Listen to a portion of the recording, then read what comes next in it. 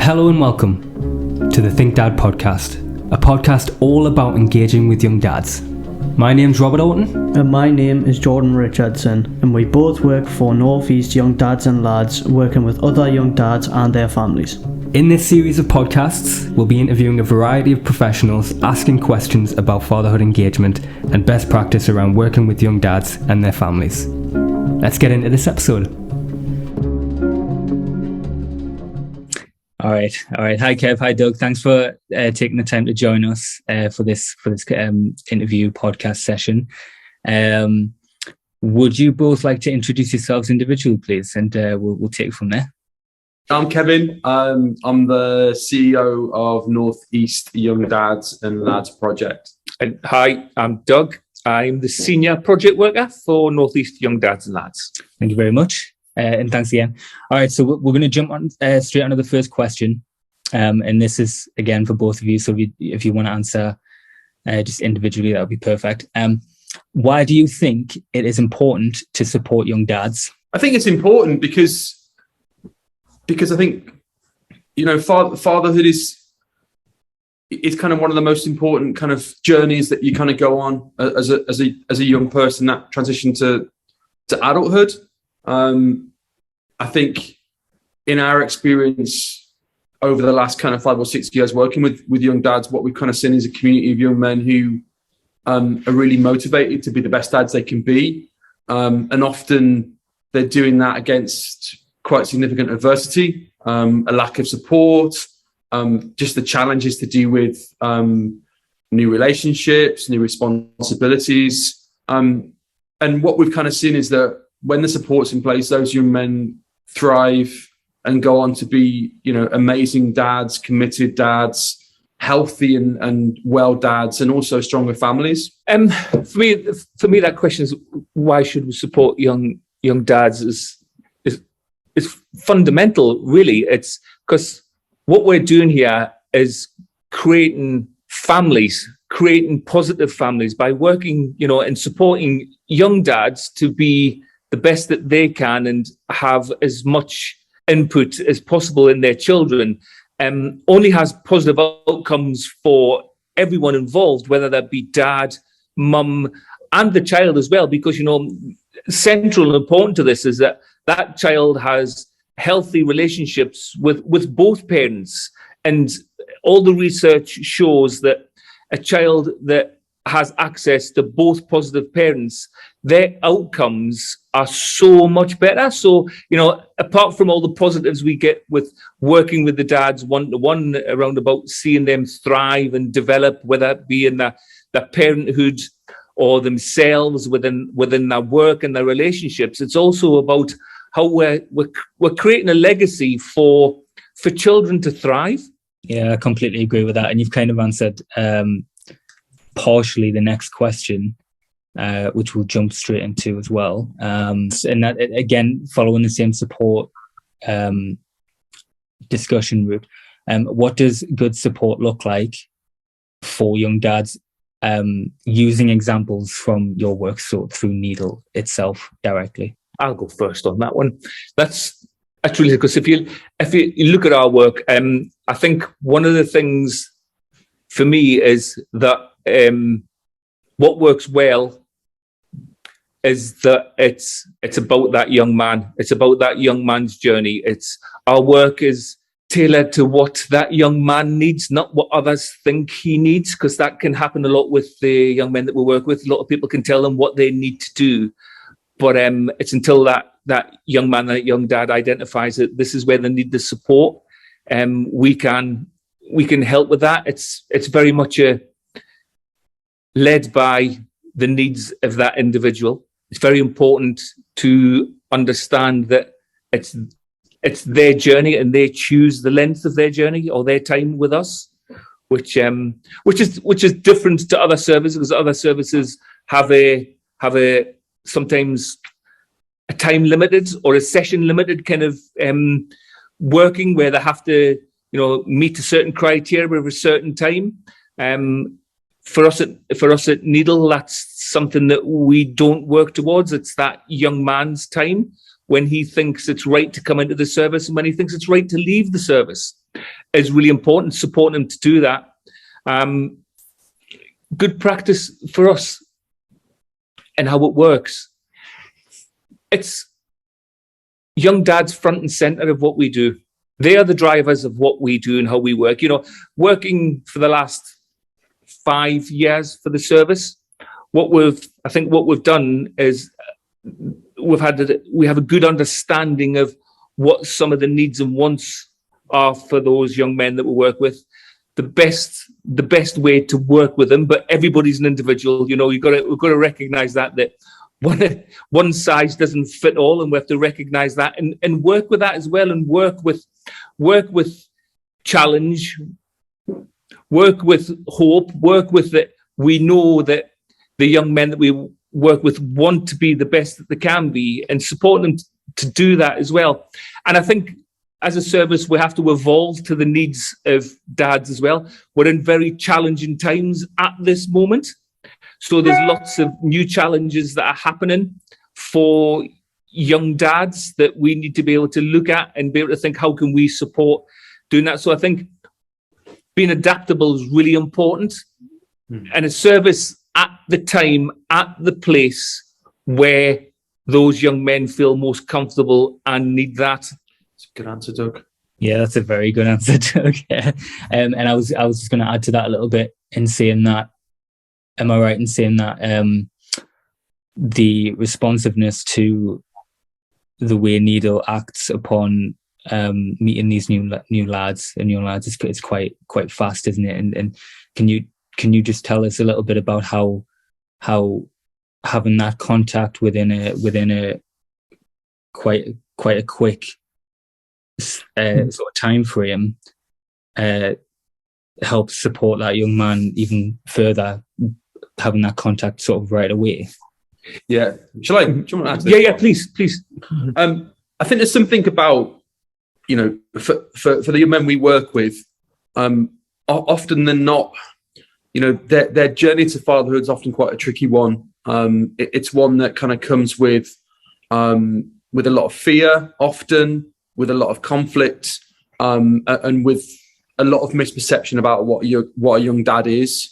You know, we hear an awful lot about kind of young men feeling that they're kind of judged, feeling that they're kind of labelled, feeling that they're perceived as being a risk and a threat, and not really given an opportunity.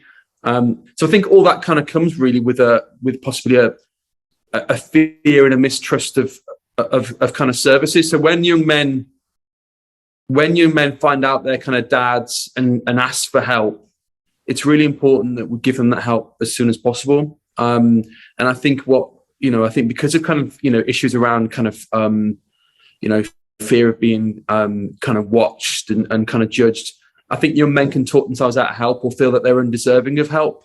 So there's a real need there to kind of, you know, to really just kind of reach out to them and support them and acknowledge that, you know what, it's really hard to ask for help, particularly as a young man and as a young dad.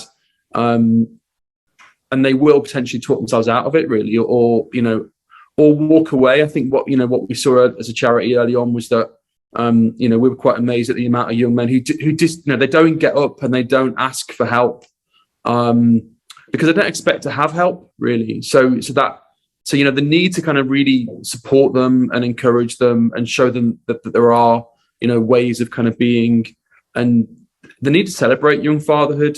And, you know, I'm sure that's a subject matter that kind of, you know, some people kind of roll their eyes at, really, but actually, you know, we're often the only or the first service and the first people that go to young men. You know, you're going to be a young dad. That's great. What can we do to help you at this point? You know, rather than kind of going, well, what are you going to do? And how did that happen? And, you know, that's awful news. So, you know, there is a need to really kind of support and empower young men to identify what their needs are and get the best help they can get, really. And that's just about the fact that, you know, historically services have completely failed to think about dad, to reach out to dad and to support dad in a meaningful way. Yeah. Can I comment on that one, Rob? That's really interesting. And Annalie was saying about that, the kind of the speed that we make contact with those young men. And within my experience of working with young men and boys over a number of years, that a lot of them that are involved or have been involved with services before are sometimes referred on lots to other services and go on a waiting list. And I know Kevin alluded to that there, that you have that moment in time where you can actually capture that young man and celebrate that young man. So for us, it's really important as soon as we get a referral or some information that a young man wants to engage with us, engage with the service, we'll make contact, as soon as possible that day, or within at least a couple of days, a text message just to recognize and show to that young man that we're here and we want to meet with them straight away. And there is evidence to show that our work, the sooner we make contact, the better outcomes we have, because lots of families and young men get referred on, and then they go into a waiting list, and as you say, then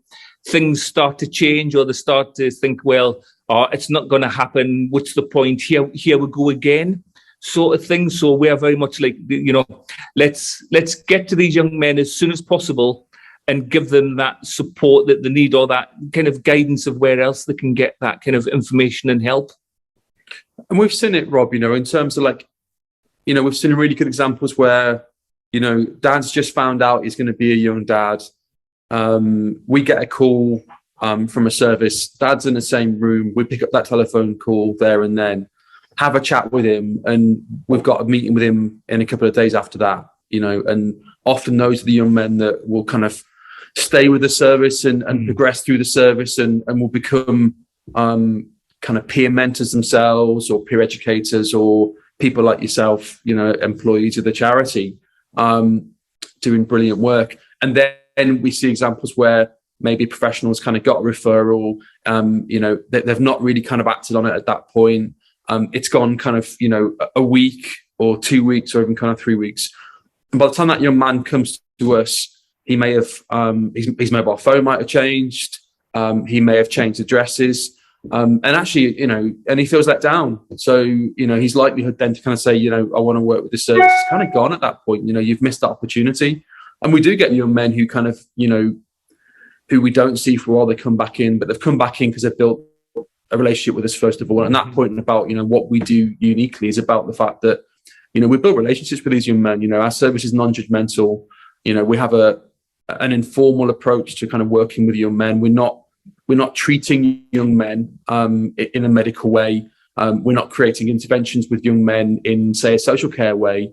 We're working with young man with what he brings into that kind of space in a non-judgmental and supportive way. And I think that's why, so many young men go on to kind of thrive within the charity, and also kind of go on to support other young men too, that they value that approach and that service. And, and being mindful that a lot of the men we work with maybe don't have, really strong father figures in their lives. So unfortunately, they've got people like me and Doug to do that. But it's a really important thing, having someone who cares and who isn't going to judge them for their age or for their family history or their kind of past challenges and mistakes, and is going to kind of work with them at that point to be the best dad they can be. Yeah, I agree. It's nice to have that clear sort of personal perspective on the benefits a young man can have when contact is made sooner rather than later. Yeah, it's very clear to seeing that too. No, that's wonderful. All right, so we'll just quickly move on to the next one. So, in your work, what challenges do you face when engaging and including young fathers? I'll have a little go at this one. Really interesting. The challenges engaging young dads and services. I have to say, I'm going to be saying the challenge of engaging young dads isn't an issue for us. You know what I mean? Because that we've just explained how we work, the way that we work. I think that model is a really positive way of engaging those young men. I think when we're working with other services, sometimes the challenges can be those services understanding what we do, because they're from a health or social care perspective, where everything has to be kind of boxed off and assessed, for the want of a better word, when we are very much around about that. Let's engage, let's encourage, let's support that young man. And again, I'll come back to it again. Sometimes where services have a 12-week window, and there's expectations that things have to happen in that 12-week window. And I'm going to talk about my own experiences working with some young men. Some of the young men who have had, quite difficult childhoods and as young men, it can take me, and I'd like to think that I'm quite an experienced worker with a youth work background, can take 5 or 6 weeks for that young man to actually feel comfortable to talk about how he's feeling, what's going on in his life, and explore some of those issues that other services are looking at as a problem. So that can be, I suppose, one of the challenges for us working with other services, is their understanding of how we work, and it's to the pace of the young man, not to the pace of other services. And I suppose also that whole challenging services to think, Dad. I know this is why we're having these discussions, but it's also, asking those services about what they're doing. Are they thinking about Dad? Where is Dad's voice? What is, I always find it quite interesting. I always say to some people, what would the child ask about Dad? So if the child was asking about Dad, where is Dad? What answers would we give that child? And what is your responsibility to that child to get those answers? We do a lot of work of going out and talking to, services that have referred into us before, or who will come into contact with dads about the work that we do. And I think, it is on the ground, on the workforce, there's a real desire to want to be able to work with dads. I think where sometimes the bottleneck, where it gets stuck, is around about the process, about the processes, about having to what the work looks like and who it's focused on. When we need to reframe that into, we're focusing on the family, we're focusing on the child, and it's the child's voice. And if the child was asking about Dad and what support you're giving to Dad and what support you're giving to Mum, what are you going to tell that child? Just to chip in as well, Rob, I think in terms of the challenges of working with other services, I think a really obvious one is the fact that there are no statutory requirements on services to collect data on dads. So that kind of, that's been, quite missing in terms of understanding the extent of young fatherhood, say within our region and by different, local authority areas. And kind of with that comes the challenge of GDPR and actually, how those young men are referred or not referred into Needle. That it's about, what works best for us is where a nurse or a health visitor or someone is in the house chatting to mom, and Dad happens to be there, and they can put the phone across to us and we can begin that conversation. But often services are really quite fearful about giving us information about Dad if they're working with mom and Dad's not there, and minded that often professionals who are working with the family are working predominantly with mom and child where the child is living, and that may not be for young dads where Dad's living. Where Dad's a non-resident, they're often invisible from those meetings with professionals, so they're quite hidden in that process. And I think on top of that, and we've encountered young men where they've lost contact with their child for a range of reasons, relationship kind of breakdown, problems with families, or through interventions, and their needs are still great. We've had some amazing encounters with young men who've committed to doing parenting projects with us and first aid courses and group work with us, who haven't got contact at that point with their children, but they still want to learn the skills, and they're motivated by the fact that they actually want to better themselves.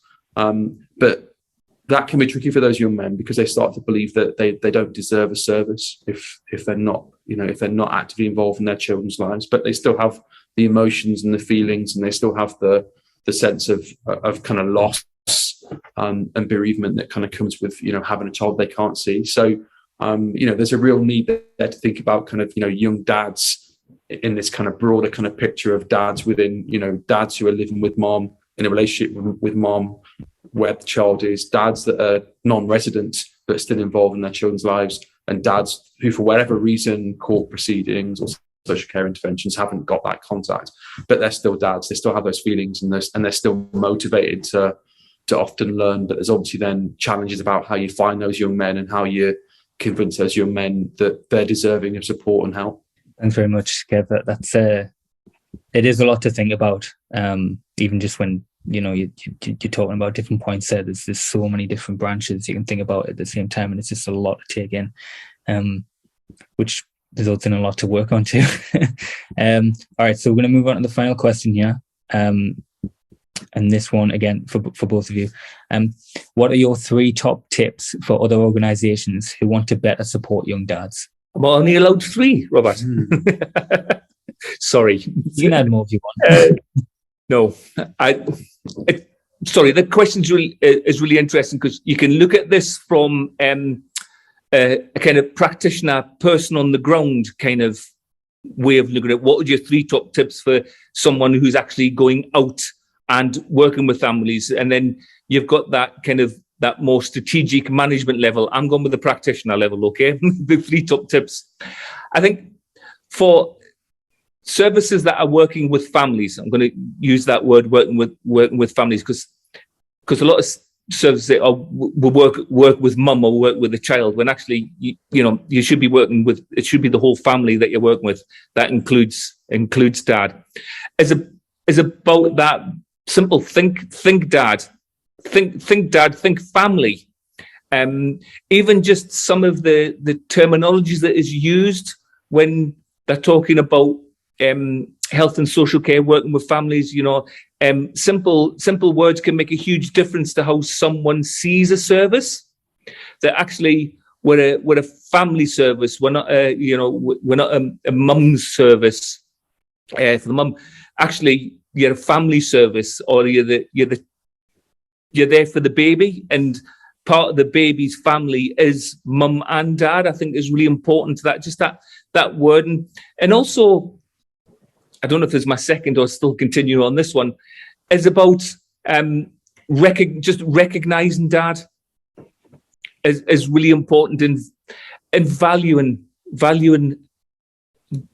dad's input into that child's life at every stage, but sometimes at that very early stage, before even before babies arrive, that pregnancy, how important dad's contribution is to that process can make a huge difference to how that family thrive together when baby comes along. Is really important, I suppose. And is this a third tip? It's really hard. A third tip. I'm just thinking it's not rocket science, right? Rocket science has a set of instructions, okay? Someone's designed it and done it. You follow instructions.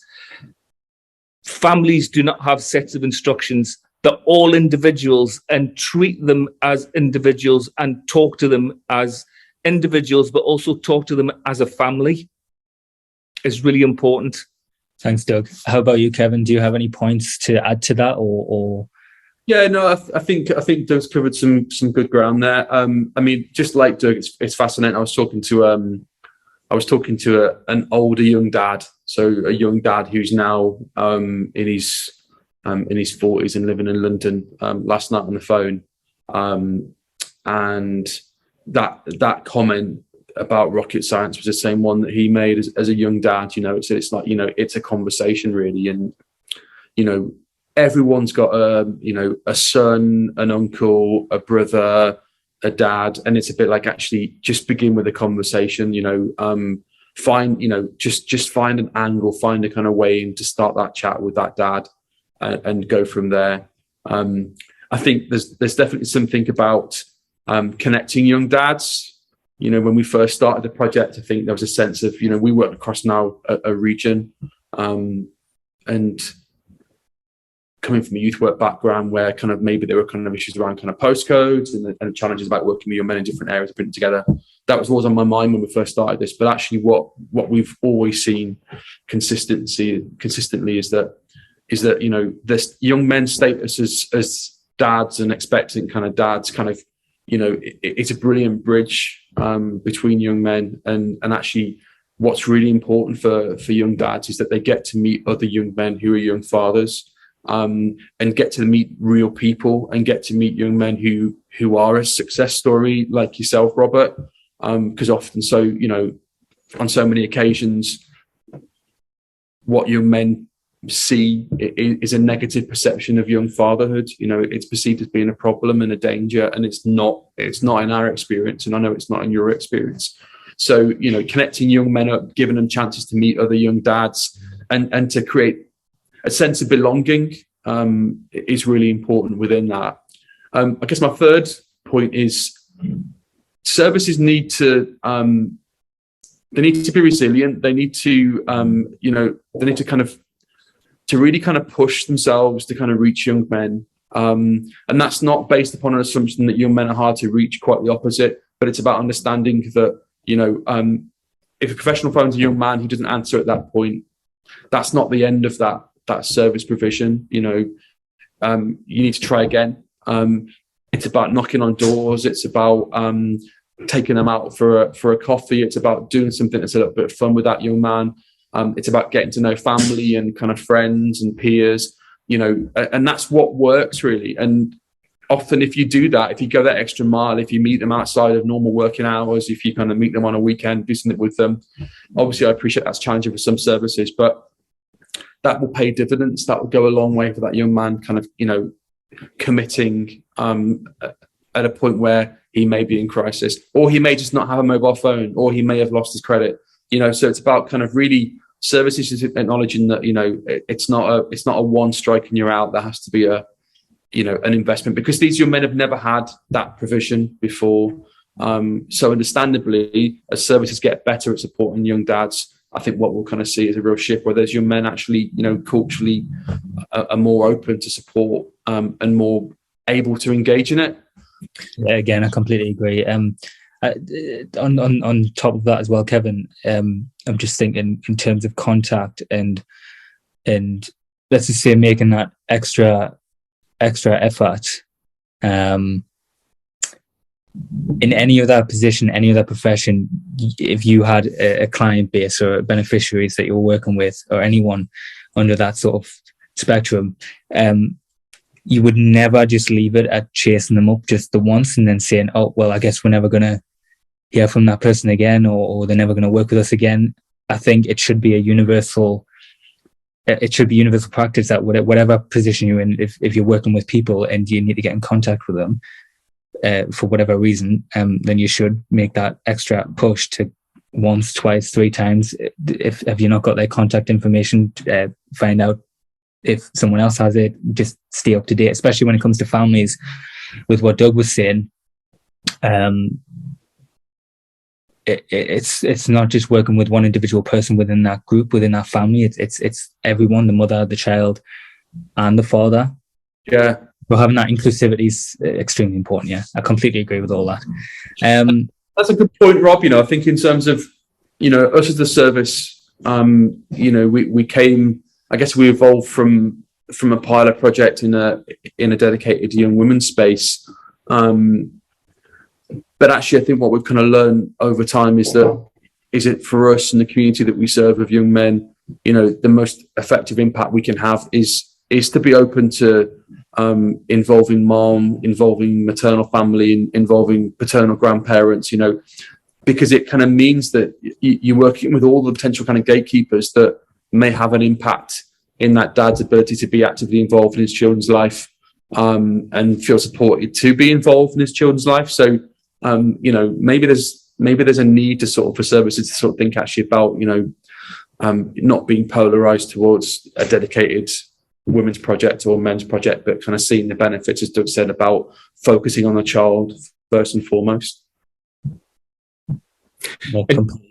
Sorry, Rob, just on the back of that one, that's really interesting, because a lot of the work that I'm doing with what we say the younger young dads under 16, a lot of my work to facilitate dad having a positive relationship with his child is working with paternal and maternal grandparents, doing a lot of work and a lot of positive work. I've got one young man that I work with, and I honestly think I spend about the same amount of time with him as I do with his mum, talking things through. She's great at letting me know what's happening and what she's worried about, and I talk to her. It's a bit like I do two sessions. I do a dad session and a parent session, but the outcomes from that are really positive because mum's, grandma's really positive about us as a service engaging with her son,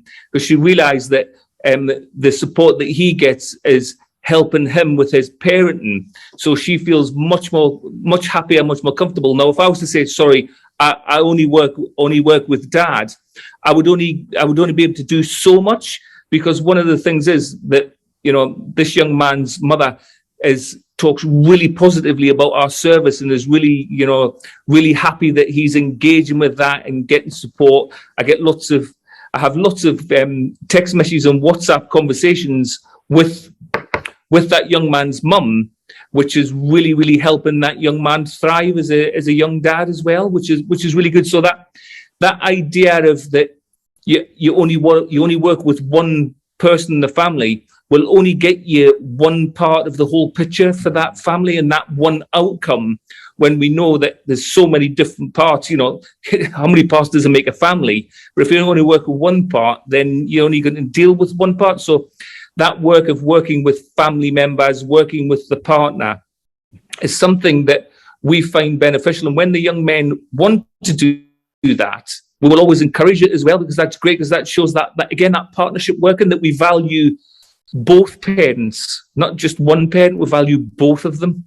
Yeah, I completely agree. And you put it perfectly. I think, if you directly engage with everyone involved, you get the bigger picture, and it helps that support move forward as well. So that's great. Right, that's it. That's wonderful. That's every question we've got for you guys. Really appreciate that you've had to take a bit of time out of your day to, come in and give some insight on through your work, essentially. So that's wonderful. Thank you very much. Do you have anything else you want to add to that, or do you think we've covered quite? I think we've covered quite a bit, actually. That's good. That was good. Just to thank you and to thank Jordan as well for facilitating this conversation. I think what's really clear for us is that something has worked really well here at Needle, that we've got young men like you and like Jordan who are doing so well in terms of not just being amazing, and inspirational young dads, but equally in terms of kind of driving forward kind of, innovation and learning and helping other professionals to think about that in a positive way. So congratulations to you guys too. I would have said that as well, but he always puts it better than me. Good job, mate. Yeah, nice one. Oh, thank you. I really appreciate that, honestly. You have been listening to the Think Dad podcast with Jordan Richardson and Robert Orton. This podcast has been produced by NHS Cumbria, Northumberland, Tyne and Wear, the North East Young Dads and Lads, and the University of Lincoln. If you'd like to find out more about our work, please visit the North East Young Dads and Lads website at www.neydl.uk, or our bespoke e-learning platform at www.digidad.uk. That's www.digidad.uk. Until next time, thank you for listening.